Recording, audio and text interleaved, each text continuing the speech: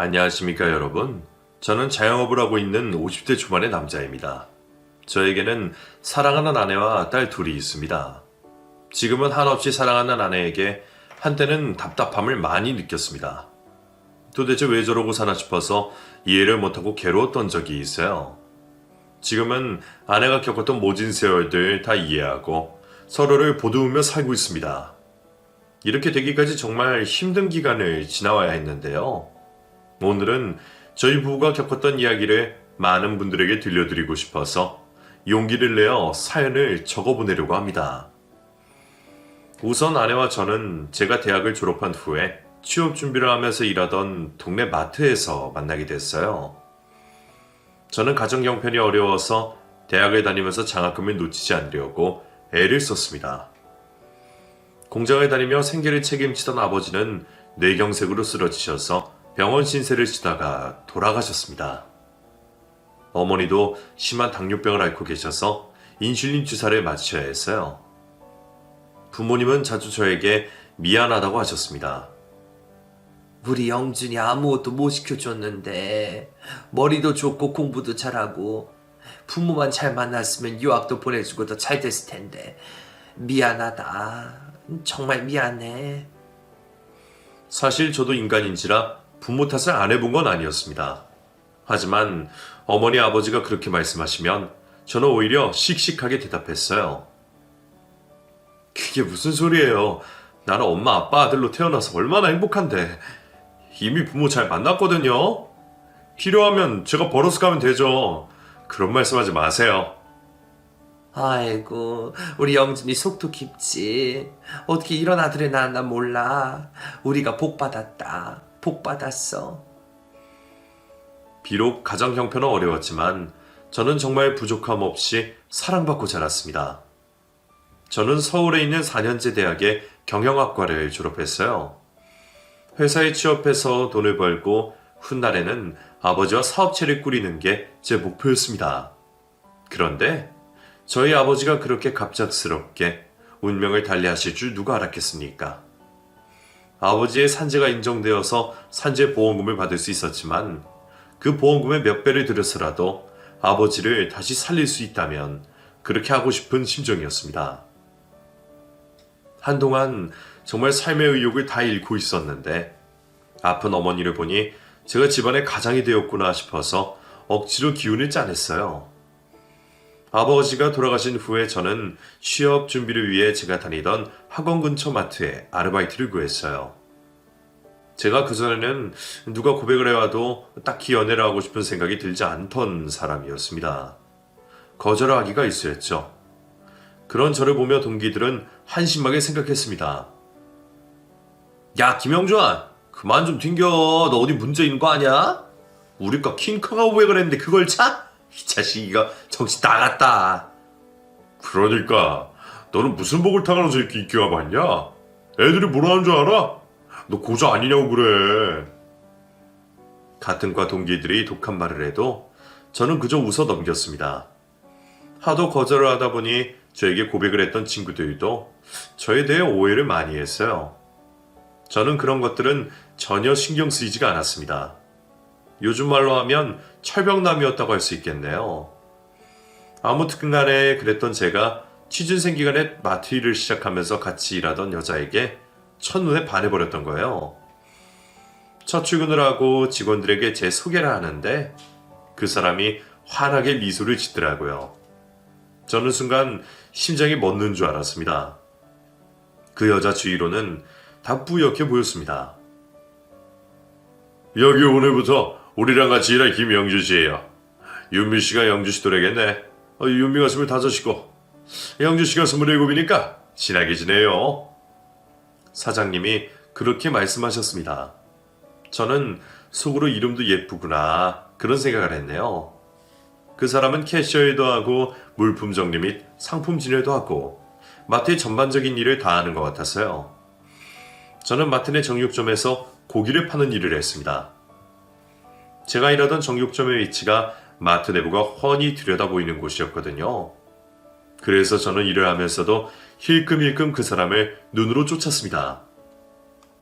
그렇게 하루 이틀이 지나면서 한 중년의 여자가 그 사람에게 다그치는 모습을 많이 목격했습니다.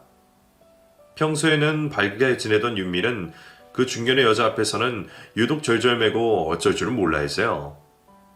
그날도 손님들이 있는 자리에서 삿대질까지 하면서 막말을 하더라고요. 제가 가만히 쳐다보고 가서 말려야 하나 말아야 하나 고민을 하고 있던 중에 같이 일하던 정육점 선배가 저에게 말했습니다. 냅둬. 저 여자가 사장의 와이프인데 지타를 못 잡아먹어서 안달이야. 직원한테 이유 없이 저러면 뭐라고 하겠는데 자기 딸 잡는 걸 우리가 뭐라고 하겠어. 네? 윤미 씨가 그럼 사장님 딸이에요? 그렇대. 사장님 딸이라고 마트 직원들도 어려워하고 본인도 다른 사람들이랑 어울리는 거 힘들어하더라고. 아, 그렇구나. 저는 그 이야기를 듣고 놀라지 않을 수 없었습니다. 아무리 그래도 본인 딸을 그렇게 쥐잡듯이 잡는 게 이해가 되지 않았거든요. 호기심이 더 생기고 그 여자를 지켜주고 싶다는 마음에 저는 용기를 내서 다가가기로 했어요.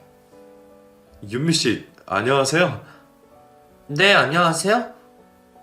오늘 점심 식사 같이 하실래요? 점심이요? 점심은 저 집에 가서 먹는데요. 오랜만에 외식하세요. 제가 도시락 쏠게요. 그럼 일단 엄마한테 허락을... 그 말에 제가 깜짝 놀라서 말했습니다. 아, 윤미 씨. 아, 깜짝이야. 왜요? 우리가 나이가 몇인데 밥 먹는 거 허락 맡아요. 멀리 가는 것도 아니고 마트 근처 도시락 가게에서 같이 밥 먹는 건데요. 그냥 같이 가요. 제 말에 안절부절하며 고민하던 그 여자는 결국 저에게 이끌려 같이 밥을 먹으러 갔습니다. 밥을 먹으러 가서도 불안한지 안절부절 못하더라고요. 그래서 제가 주의를 끌기 위해 노력했습니다. 유미 씨, 마트 일은 언제부터 하신 거예요? 힘들지 않으세요? 네? 아, 마트일 20살부터 했어요. 원래는 대학 가려고 했는데 엄마가 저 대학 가면 큰일 난다고 해서. 제가 사실 지은 죄가 많아요. 동생도 저 때문에 태어나지 못했고 엄마도 아팠고 아빠도 건강이 좋지 않아서. 그래서 저는 저를 희생하면서 살아야 해요. 정말 이해할 수 없는 이야기였어요. 그래서 제가 되물었습니다. 네? 그게 왜 윤미 씨 때문이에요? 그렇다고 했어요, 엄마가. 그래서 저는 밖으로 나돌면 다른 사람한테 나쁜 일만 생긴다고 자기 곁에 있으라고 했어요. 저는 그 이야기를 듣고 왠지 모르게 뒷골이 땡겼습니다. 그 사람 말대로라면 분명히 자식을 학대하는 거나 다름없었으니까요. 윤미 씨, 그건 윤미 씨 잘못이 아니에요. 그냥 그렇게 될 일이라서 그렇게 된 거지. 그게 왜 윤미 씨 탓이 돼요? 윤미 씨가 저주를 내린 것도 아니고 이렇게 선한 사람인데. 제 말을 듣고 그 사람의 눈에 눈물이 그렁그렁 맺히더니 이윽고 펑펑 울기 시작했습니다. 그리고는 저에게 말했어요. 저한테 이렇게 말해주는 사람은 처음이에요. 아, 왜 눈물이 났지? 고마워요. 고맙긴요. 당연한 이야기를 한 건데요. 유미 씨, 저랑 친구예요. 힘든 일 있으면 언제든 저한테 얘기하시고요. 친구... 저 친구 없는데. 그러니까 저랑 친구해요. 저도 친구 없어요. 서로 친구해줘요. 그렇게 저는 그 여자와 친구를 하기로 했습니다. 그 사람은 그 나이가 될 때까지 휴대전화도 없어서 저는 제 전화번호를 메모장에 적어놨어요. 같이 얘기하고 싶은 일 있으면 언제든 연락하세요. 저 사실 윤미 씨 많이 좋아해요. 저도 모르게 그렇게 고백을 했고 그 사람이 환하게 웃어줬어요. 그리고 그날 이후로 저희는 마트에서 일을 하면서 마주치면 짧은 대화도 나누고 정말 친구처럼 가깝게 지내게 됐습니다. 초반에는 저에게 연락을 하지 않다가 며칠이 흐른 뒤에는 새벽에 몰래 저에게 전화를 하더라고요. 다른 때 같으면 받지 않았을 테지만 제가 좋아하는 여자의 전화는 받지 않을 수 없었습니다. 지금은 기억도 나지 않는 소소한 대화들을 하면 통화 시간이 1시간을 훌쩍 넘어가는 날이 많았어요. 그 사람도 저에게 이성적으로 호감을 느끼고 있던 겁니다. 그렇게 저는 마트에서 1년을 일했어요. 일하면서 알게 된 건 마트 사모님은 사장님이 계실 때는 자기 딸을 괴롭히지 않는다는 거였습니다. 여보 왔어? 요즘 카센터 일로도 바쁠 텐데 마트는 나랑 윤미가 책임진다니까. 그래도 가끔은 와봐야지. 유미, 일하기 안 힘들어? 사장님의 물음에 사모가 대신 대답했습니다. 힘들긴 그냥 쉬엄쉬엄 하는 거지. 윤미 공부도 하고 마트 일은 그냥 재미삼아 하는 거잖아. 그치 윤미야? 사모의 말에 윤미가 억지로 웃으며 고개를 끄덕였습니다. 사장님이 올 때만큼은 평소에 보이지 않던 다정한 미소를 지으며 딸과 어깨동무도 하고 스킨십도 하더라고요. 그 가식적인 모습에 저는 구역질이 날 만큼 끔찍했습니다. 하지만 정작 윤미는 그런 본인 엄마에게 아무런 억하심정이 없다고 했어요. 저야 제3자의 입장이고 본인에게는 어머니이니 뭐 그럴 수도 있다고 생각하려고 했습니다. 아무튼 저는 그렇게 마트 일을 하며 스펙을 쌓았고 취업에 도전하다가 결국 원하던 중견기업에 입사를 할 수 있었어요. 합격 발표가 있던 날에 저는 고백을 했습니다. 윤미 씨, 나 이제 마트 일 그만둬요. 네? 왜요? 실망한 기색이 역력한 그 사람에게 제가 대답했습니다. 저 회사 취직했어요, 윤미 씨. 우리 이제 마트 밖에서 만나요. 저랑 연애해요. 제 말에 그 사람이 당황해서 어쩔 줄을 모르더라고요. 그러더니 빨개진 얼굴로 고개를 끄덕이며 말했습니다. 저 사실 영준 씨가 마트 그만둔다고 해서 가슴이 철렁했어요. 영준 씨, 저도 영준 씨 많이 좋아해요. 우리 사겨요. 그리고 저 휴대폰 생겼어요. 엄마 몰래 아빠랑 둘이서 만들었어요. 아, 그래요? 잘 됐네요. 저도 번호 알려줘요. 그렇게 고백에 성공했습니다. 저는 일주일 후에 마트 일을 그만두고 회사에 출근을 했어요. 제 자랑 같지만 제가 적응력이 좋은 편이라서 회사 일에도 금방 적응을 해서 상사 눈치 보며 빠릿빠릿하게 일을 해냈습니다. 첫 월급으로 저희 어머니에게 백화점에서 가디건을 사다가 드렸어요. 어찌나 기뻐하시던지 그 모습을 잊을 수가 없습니다. 우리 영진이 대견하다. 언제 이렇게 다 커서 월급 받고 엄마 옷도 사주고. 고마워 영준아. 엄마 이제 죽어도 여한이 없다. 엄마는 죽긴 왜 죽어. 이제부터 시작이에요. 제가 열심히 벌어서 엄마한테 효도해 드릴 테니까 건강만 하세요. 그래. 하지만 제가 회사에 다니고 반년이 지나기도 전에 저희 어머니는 당뇨 합병증으로 사망하셨습니다. 장례도 제대로 치러드리지 못했어요. 그렇게 빨리 떠나실 줄은 꿈에도 상상하지 못했습니다. 사랑을 듬뿍 받고 자란 저희지만 가족이 모두 떠나니 정말 외롭고 서글퍼지더라고요.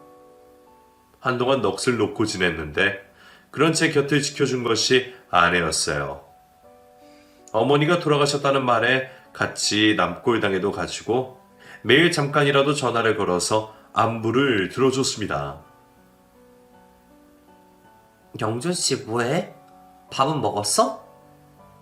아니, 못 먹겠어. 왜 그래 속상하게.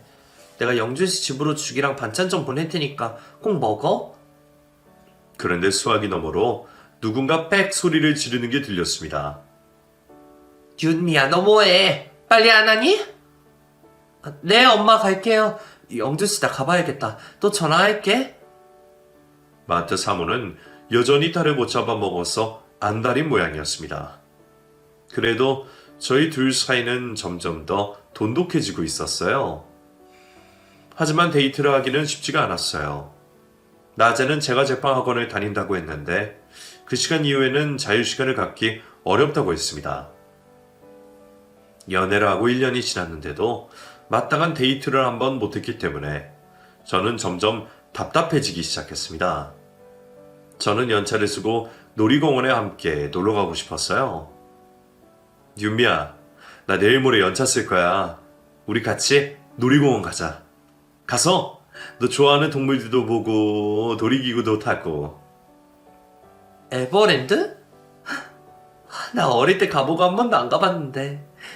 근데 내가 시간이... 어떻게 하루도 안 쉬고 마트에 일을 하러 가니? 그거 노동 착취야. 못 가게 해도 그냥 나와, 알았지? 그게... 알았어. 걱정 말고 가자. 내가 데리러 갈게. 그리고 기다리던 약속 날이 되었고 저는 아내를 데리러 마트 앞으로 갔습니다.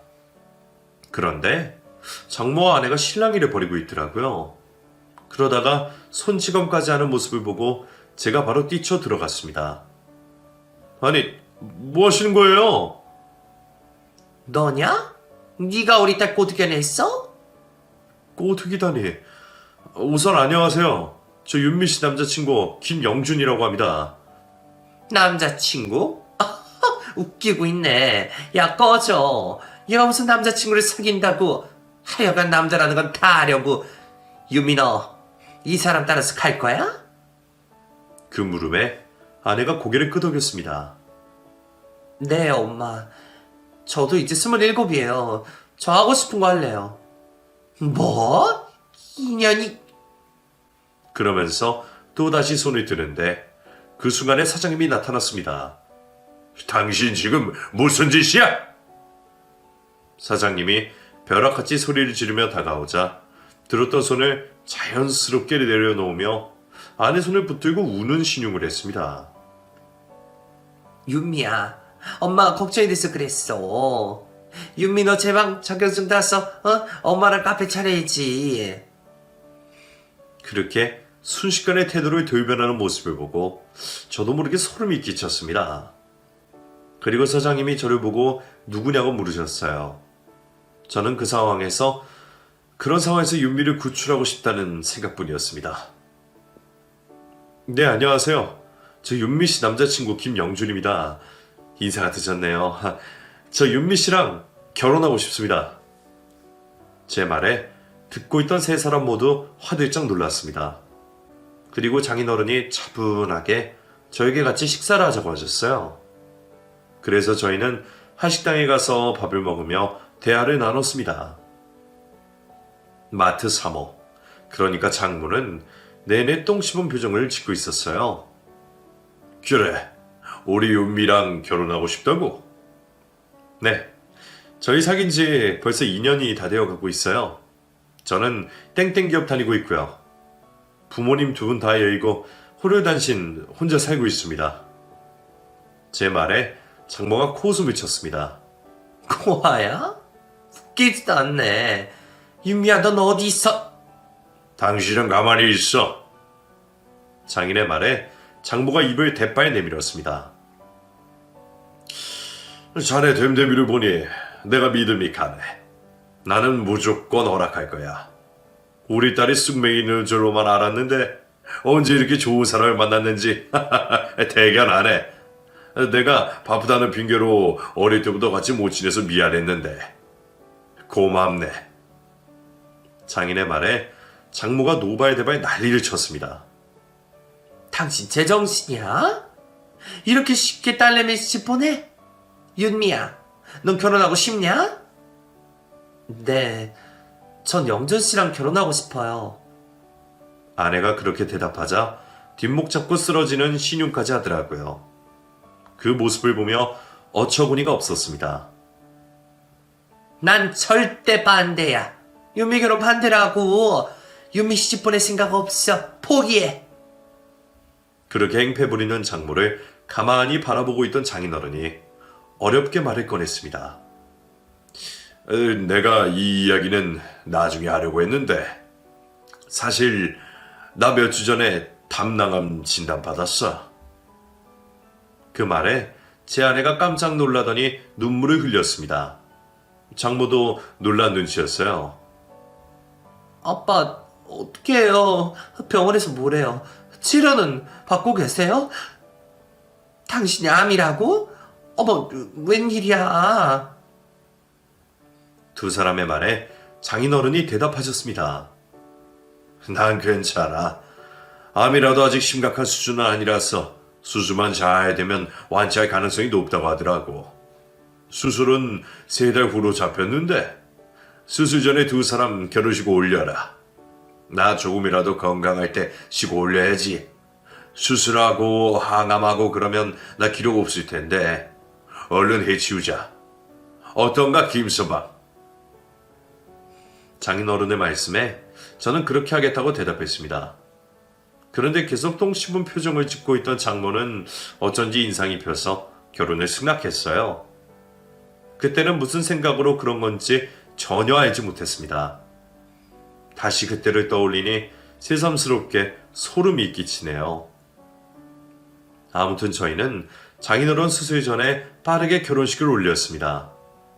제가 혼자 살던 아파트에 아내가 몸만 들어오면 되는 상태였어요.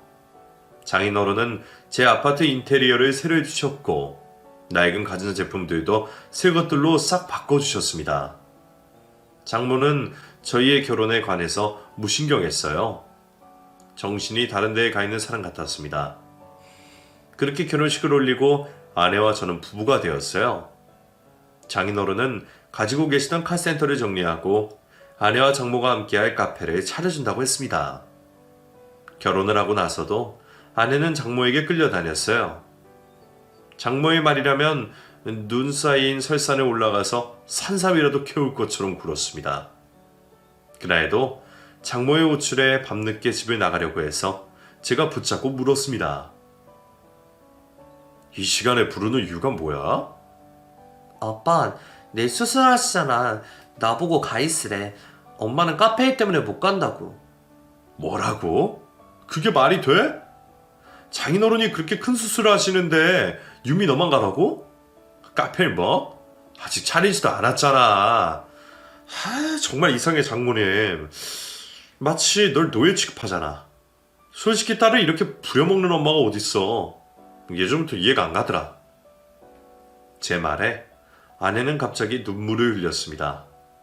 그리고는 처음으로 장모와 아내의 관계에 대해 이야기 꺼냈어요. 사실 엄마, 내 친엄마가 아니야. 그 말을 듣고 그리 놀랍지도 않았습니다. 역시 그랬구나 싶었어요. 정말 친엄마가 아니었구나 하고요. 아내가 말을 이었어요. 우리 친엄마는 나 낳다가 돌아가셨대. 지금 엄마는 나 초등학교 5학년 때 아빠랑 재혼한 분이야. 엄마가 재혼하고 나서 아이를 낳으려고 했는데 유산을 했어. 유산을 한 후에 난소에 심각한 혹이 생긴 걸 알고서 난소를 드러내는 수술을 하느라 아이를 갖지 못했다고 했어요. 그리고 나서부터 장모는 아내 탓을 했다고 했습니다. 중학생이라 한창 사춘기였던 나한테 엄마가 항상 윽박을 질렀어. 너 때문에 네 엄마도 죽고 내 애도 죽었다. 너는 원흉 덩어리다. 남의 목숨 갉아먹고 네가 살고 있으니 쥐 죽은 듯이 내 말만 듣고 살아라. 뭐라고? 그게 무슨 말도 안 되는... 그 어린애한테 그런 말을 했다고? 그게 협박이 아니고 뭐야? 그래서 난 엄마 말을 어길 수가 없었어. 영준 씨 만나고 나서야 알았어. 내가 얼마나 한심한 인생을 살았는지. 나는 내 의지가 하나도 없었거든. 영준 씨를 만나서 사귄 것도 정말 큰 용기를 낸 거야. 근데 엄마는 무당한테 데려가서 나 때리고. 참, 어떻게 그런... 유미야, 너 잘못 하나도 없어. 장모는 아내가 사춘기 때부터 아내의 자존감을 바닥으로 떨어뜨리고 자기 멋대로 조종을 한 거였습니다. 장인어른은 사업을 한다고 바빠서 그런 일을 모르고 있었고요. 아버지 앞에서는 완전 다른 사람이 되어서 다정하게 구니까 아내도 많이 혼란스러웠을 겁니다. 그리고 장모가 나쁜 사람은 아니라고 믿고 싶었을 거예요. 안 그래도 좋게 보이지 않았던 장모가 아내의 속사정을 듣고 나니 정말 더 악마처럼 느껴졌습니다. 본인이 낳은 아니니는 아니더라도 그렇게 어린 딸을 세뇌시키고 강압적으로 자기 원하는 대로 휘둘렀으니 아내는 영문도 모르고 속절없이 당할 수밖에 없었을 거예요. 저는 그때부터 장모를 경계하기로 했어요. 무슨 짓을 저지를지 모를 사람이라는 생각이 들었습니다. 장인어른 수술 날에 저는 반차를 쓰고 아내와 함께 병원에 갔습니다. 아유, 바쁜데 못 알아왔어. 장인어른, 당연히 저희가 와야죠. 수술 잘 될 거예요. 저희가 밖에서 기다릴 테니까 아무 걱정 마시고 수술 잘 받고 나오세요. 그래, 우리 사위. 딸이 와줘서 내가 아주 든든하네. 그렇게 5시간의 수술을 마치고 장인어른이 나왔고 의사는 수술이 잘 됐다고 했습니다. 다행히 전이 된 곳은 없어서 중앙 부위는 깔끔하게 제거했습니다. 그래도 아무튼 암이니까 앞으로 관리가 더 중요해요. 항암도 받으셔야 하고 이제부터 시작입니다. 의사의 긍정적인 말에 안심이 됐어요. 속으로 걱정하던 저도 아내도 감사하다고 했습니다. 그리고 뒤늦게 병원에 온 장모가 물었어요. 어떻대? 나쁘다치? 마치 잘못되길 바라는 사람처럼 그렇게 묻더라고요. 그래서 제가 대답했습니다. 네? 아니요. 수술 잘 됐다고 앞으로 관리가 중요하다고 하시네요. 그래? 잘 됐네. 카페 인테리어 들어갔고 다음 달이면 개업할 수 있을 거야. 윤미, 넌 집에서 쿠키 연구 좀 해라, 알았지? 네, 엄마. 그 와중에 자기 입속이나 챙기는 장모를 보면서 저도 모르게 고개를 내저었습니다. 침대에 누워 계신 장인어른도 손으로 이마를 짚으시더라고요. 참지 못하고 제가 한마디 했어요. 장모님, 그 카페 개업하는 거 조금 미루셔도 되잖아요. 장인어른 오늘 큰 수술 받으셨는데. 제 말에 장모는 도끼 눈을 두고 말했습니다. 네가 뭘 안다고 그래? 누가 들으면 내가 아주 천에 몹쓸려 인자이겠네. 아이고 억울해라. 아이고. 본인 가슴을 주먹으로 내려치며 쇼를 하는 장모를 보고 기가 막혔습니다. 그러자 장인어른이 저희에게 말씀하셨어요. 자네, 내일 출근도 해야 되는데 그만 가보게. 윤미야, 아빠 걱정 말고 김서방이랑 집에 가. 아빠. 윤미 너 가지 말고 나랑 같이 병원에 있어. 김서방 혼자 가. 장모의 말에 아내는 알겠다고 했고 제가 끌고 갈 수는 없어서 그냥 저 혼자 집으로 돌아갔습니다. 그날 밤에 잠을 자지 못했어요. 장모가 정말 괘씸했습니다. 장인어른은 저를 친아버지처럼 대해주셨는데 장모는 영 정이 가지 않았어요. 정은커녕 의심만 커져갔습니다. 장모도 물론 제가 마음에 들지 않았겠죠. 아무튼 장인어른은 수술이 잘 됐고 항암 치료를 시작했습니다. 제가 매일 안부 전화를 드렸어요. 목소리가 좋아서 안심이 됐습니다. 그리고 아내는 장모와 함께 카페 일을 시작했어요. 개업식에 갔는데 장모가 웬 남자와 함께 히히덕거리고 있더라고요. 그 모습을 보고 제가 장인어른에게 물었습니다. 장모님 옆에 있는 사람은 누구예요? 아, 처남이야. 유미우의 삼촌. 그래요? 두 분이 친하신가 봐요. 아무래도 남매니까. 처남이 철 좀 들어야 될 텐데. 왜요? 평생 변번한 직업도 없이 자네 장모한테 생활비 받아보고 사니까. 그 말은 장인어른이 장모 남동생의 생활비까지 대준다는 뜻이었어요. 알면 알수록 장모의 행동이 이해가 되지 않았습니다. 그리고 장모는 단 쿠키와 커피를 장인어른에게 가져다 줬어요. 그걸 보고 저는 깜짝 놀랐습니다. 아니 장모님, 암세포가 단 음식을 제일 좋아하는 거 모르세요? 장인어른 이런 거 잡수시면 안 돼요. 장인어른도 제 말에 놀라서 물었습니다. 그래? 나 몰랐네. 디저트 개발할 때 나한테 먹어보라고 많이 줘서 아무 생각 없이 먹었는데. 그리고 당황한 장모가 소리를 꽥 질렀습니다. 아이고 시애미가 따로 없네. 많이도 아니고 조금 먹는 건데 뭐 어때? 장모님, 장인어른 수술 받으시고 식사 관리하셔야 돼요. 신경 좀 써주세요. 장인어른, 앞으로 이런 단 음식 드시지 마세요. 그럼 자네가 와서 음식 해주든가. 참나 어이가 없어서 원. 장모는 길길이 날뛰었습니다. 아무리 상식이 없다고 해도 어떻게 저렇게 본인 남편한테 무신경할 수 있는지 저는 놀랍기만 했습니다. 아내는 제 말을 듣고 장인어른 반찬을 해드리려 친정에 갔어요. 그런데 자주 할 수는 없었어요. 카페를 개업한 이후에는 하루 종일 카페에서 디저트를 만드느라 정신이 없었습니다. 분명히 병원에서 장인어른 수술이 잘 됐다고 했는데 장인어른은 눈에 띄게 상태가 나빠지기 시작했습니다. 그리고 수술 후 반년이 지나서 장인어른은 어느 날 갑자기 병원에 입원을 하셨어요. 당시에 저도 승진 시험을 준비하느라 바빠서 자주 찾아뵙지 못해서 죄송한 마음뿐이었습니다. 팀장으로 승진을 한 후에 저는 또 일에 치여서 살았어요. 그러던 중에 장인어른의 상태가 심각해져서 병원에 입원을 했다는 연락을 받은 겁니다. 그래서 아내와 함께 병원으로 달려갔어요. 장인어른은 살이 쭉 빠져서 호흡을 하기도 힘들어 하셨습니다. 아내는 그런 장인어른을 보며 하염없이 눈물만 흘렸어요. 그리고 장인어른이 말씀하셨습니다. 윤미야, 아빠가 김서방이랑 둘이서 할 이야기가 있어. 아빠, 저 나가 있을까요? 숨을 몰아쉬며 겨우 장인어른이 말씀하셨고 저는 장인어른과 단 둘이 남았습니다. 장인어른은 본인의 가방을 가져다 달라고 하셨어요. 그 안에 봉투가 들어있을 거야. 그거 자네가 가지고 가게. 네? 이게 뭔데요?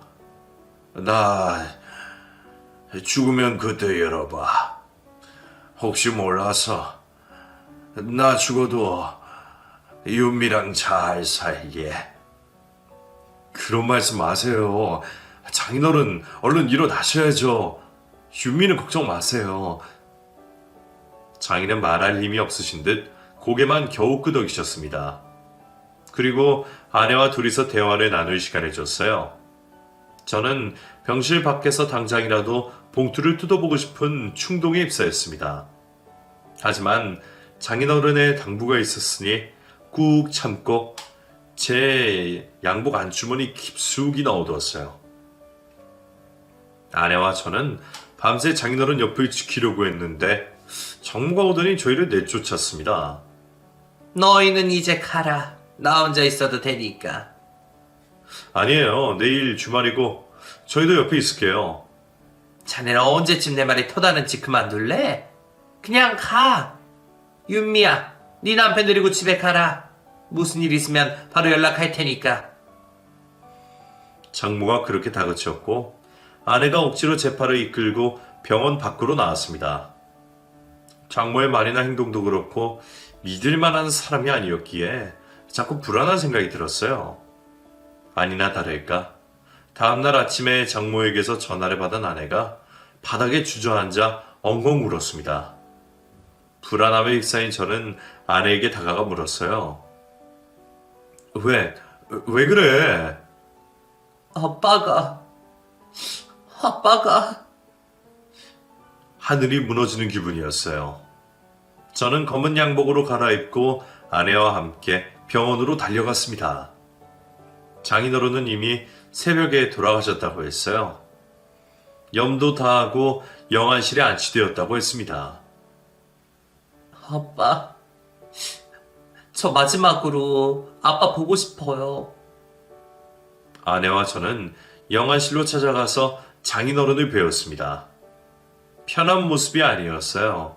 들어보니 눈도 못 감고 돌아가셔서 제가 눈을 감겨드렸습니다. 갑자기 닥친 일에 정신이 없이 장례를 진행했습니다. 저는 상주 역할을 했어요. 장모는 본인 남동생과 둘이서 속닥속닥대며 웃기도 하고 신이 난 모습이었습니다. 정말 이해할 수가 없었어요. 아내는 기절을 해서 병원에 가서 링겔을 맞고 돌아왔습니다. 저는 아버님을 묻어드리려고 했어요. 그래서 별 잠드는 추모공원을 알아보고 있었습니다. 그런데 장모가 저와 아내에게 말했어요. 내가 나 꼴당 다 알아놨어. 화장할 거야. 그런 줄 알아라.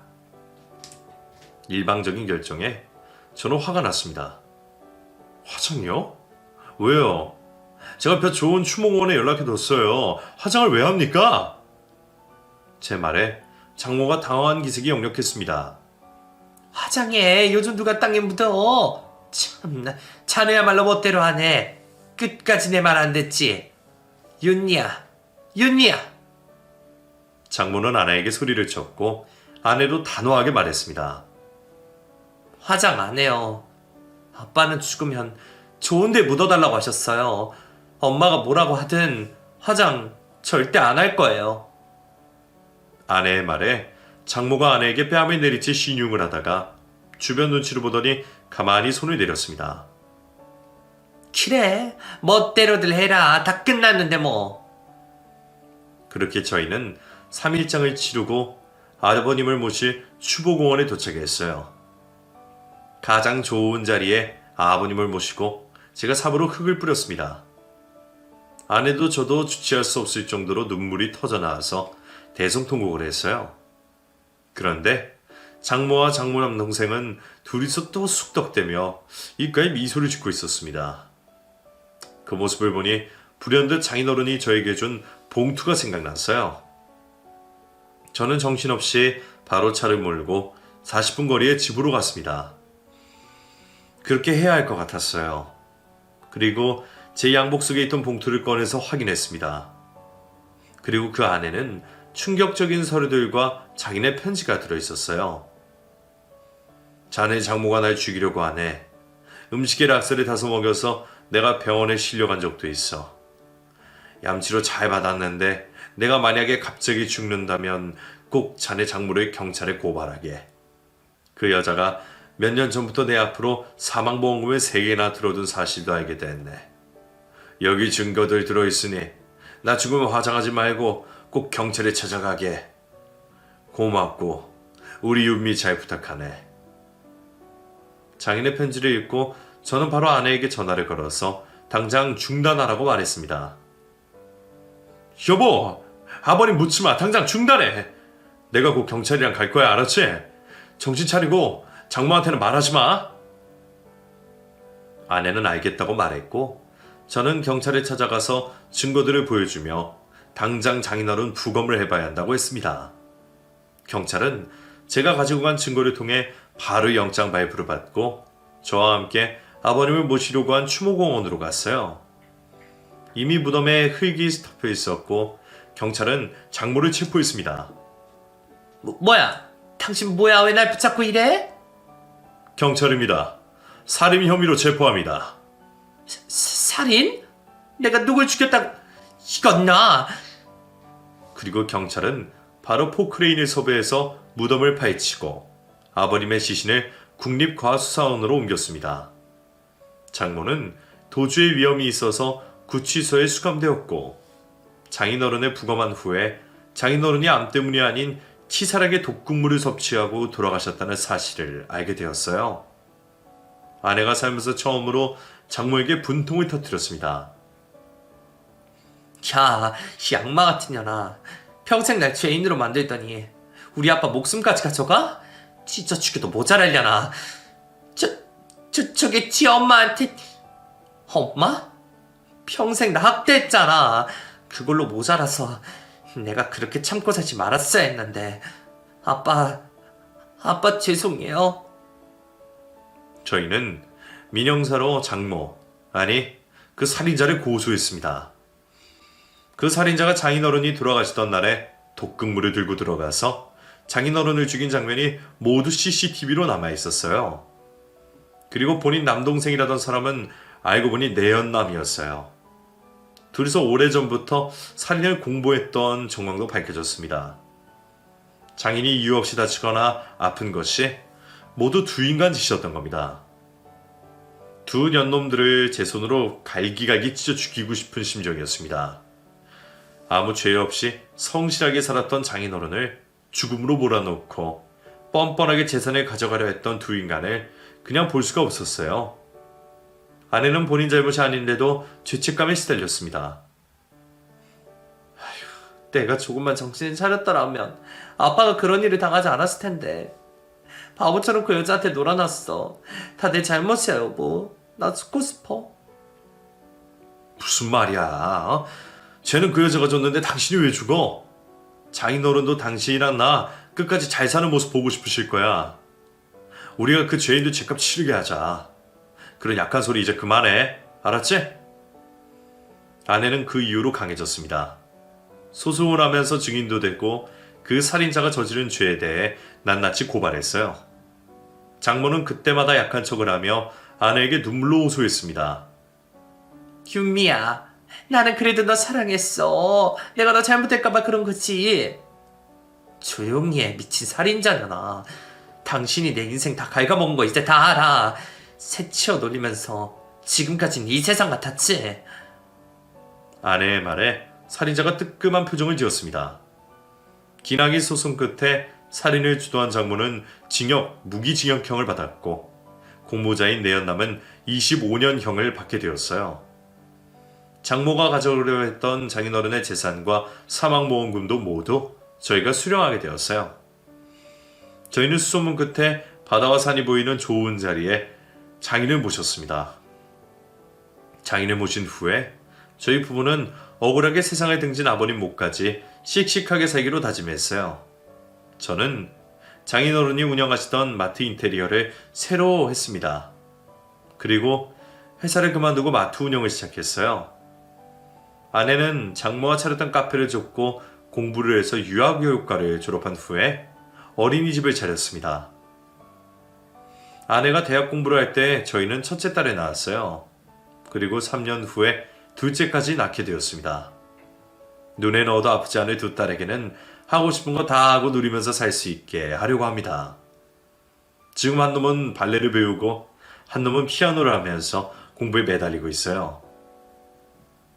여보, 내 잃어버린 세월을 이제야 보상받는 것 같아. 아빠도 계셨으면 좋았을 텐데. 당신이 날 구원해줬어. 고맙고 사랑해? 난 당신 사랑하고 밖에 없는데 뭐. 지금도 마찬가지야. 나도 당신 사랑하고 고마워. 저희 부부는 다른 거 없고 두 딸이 건강하게 자라서 원하는 일을 하면서 살기를 바랄 뿐이에요. 아내와 저는 주기적으로 건강검진 받으면서 앞으로도 지금처럼 건강하고 행복하게 지내려고 합니다. 장인어른의 무덤을 파헤칠 때 정말 참담했는데 그래도 억울할 뻔한 사건을 해결해서 천만다행이에요. 제 사연은 여기까지입니다. 여러분 새해 복 많이 받으시고 건강하세요.